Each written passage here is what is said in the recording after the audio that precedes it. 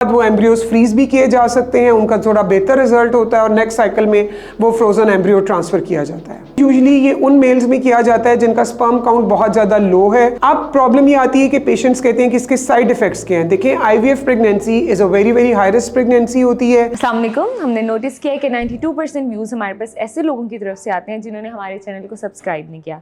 तो आज हम मरहम की तरफ से आपके पास रिक्वेस्ट करने आए हैं कि आप हमारे चैनल को सब्सक्राइब करें ताकि हम और इन्फॉर्मेटिव कंटेंट और अच्छे डॉक्टर्स अपने प्लेटफॉर्म पर ला सकें। Thank you. अस्सलाम वालेकुम, मेरा नाम डॉक्टर सायरा ज़ेशान है। मैं एसोसिएट प्रोफेसर हूँ और गायनिक के शोबे से मुंसलिक हूँ।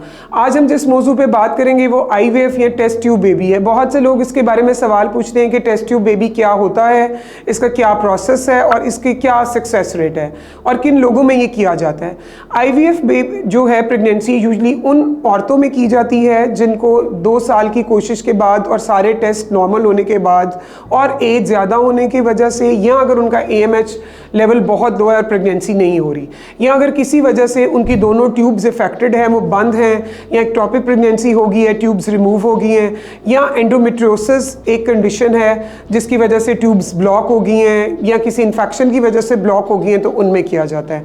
मेल में यूजली ये उन मेल्स में किया जाता है जिनका स्पर्म काउंट बहुत ज़्यादा लो है, या उनकी मोटिलिटी जरासीम के चलने की ताकत नहीं है, या सीमन एनालिसिस जो एक क्राइटेरिया उसको वो मीट नहीं कर रहा और उसका बहुत लो चांस है।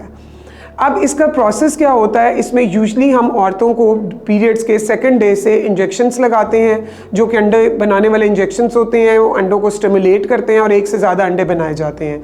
जब इतने अंडे मैच्योर हो जाएं और तो वो ओवम पिकअप जिसको हम कहते हैं, हम एक अल्ट्रासाउंड गाइडेड निडल के ज़रिए वो अंडे पिक कर लेते हैं। उसी दौरान हस्बैंड का सीमन सैंपल लेते हैं और उसको लैब में ग्रो कराते हैं।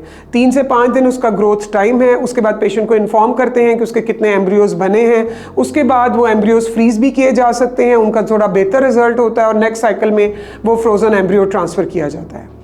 इसकी जो सक्सेस रेट है वो ये डिपेंड करती है कि किस इंडिकेशन की वजह से किया गया है, ठीक है। और सबसे ज़्यादा इम्पॉर्टेंट पेशेंट की एज क्या है। अगर तो यंग पेशेंट है और उसमें कोई और हेल्थ इश्यूज़ नहीं है और उसके एम्ब्रियो ग्रेड A के बन गए हैं तो इसका सक्सेस रेट 30, 40, 50% तक भी हो सकता है। लेकिन अगर पेशेंट की एज बहुत ज़्यादा है, उसका AMH लेवल बहुत ज़्यादा लो है, तो फिर इसका सक्सेस रेट कम है। इसके अलावा ये बहुत ज़्यादा डिपेंड करता है कि आपका किस लैब से हुआ है, लैब के अंदर जो आईवीएफ का सक्सेस रेट है वो कितना है, उसमें फैसिलिटीज़ कितनी अवेलेबल हैं। अब प्रॉब्लम ये आती है कि पेशेंट्स कहते हैं कि इसके साइड इफ़ेक्ट्स क्या हैं। देखिए, IVF pregnancy is a very very high risk pregnancy होती है। इसमें जब हम ओव्यूलेशन इंडक्शन की दवाई देते हैं तो उसमें एक ओवेरियन हाइपर स्टिमुलेशन सिंड्रोम है जी, ठीक है, जिसमें ओवरीज ज़्यादा स्टिमुलेट होने की वजह से पानी जिसम पेट में, फेफड़ों में और इन जगहों पर इकट्ठा होना शुरू हो जाता है, तो उस सूरत में ये एक हाई रिस्क प्रेगनेंसी बन जाती है।